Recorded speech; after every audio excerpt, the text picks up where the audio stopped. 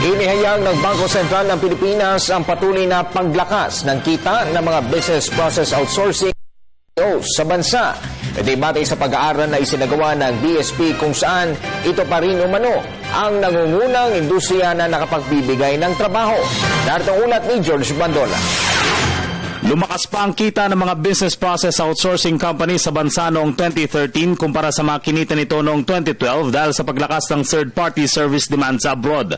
Ayon sa survey ng Bangko Sentral, mula sa $13.5 billion na kita noong 2012, umangat parang 13% ang kita ng mga IT BPO sa $15.3 billion matapos na tumaas sa $14.2 billion ang halaga ng export of BPOs.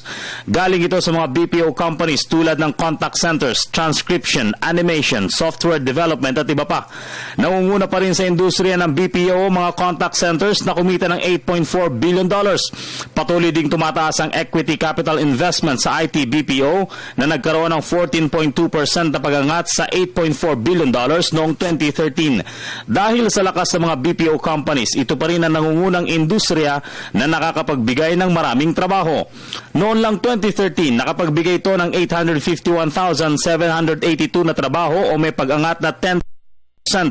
Naunguna pa rin ang contact center na nakapag-empleyo ng 528,100 na trabaho o 62.3% sa kabuuang bilang ng BPO workforce. Nakapagbigay din ito ng $7.9 billion na pasweldo, mataas ng 16.2% kumpara noong 2012. Patuloy ding tumataas ang halaga ng pasweldo compensation sa mga empleyado ng BPO.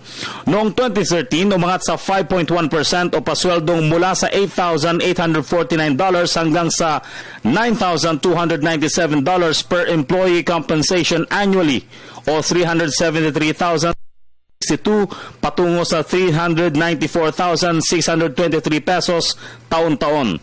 Ang software development pa rin ang may pinakamalaking pasweldo sa BPO sector na nakakapagbigay ng pasweldo mula sa $17,383 o $734,045 pesos taon-taon hanggang $18,453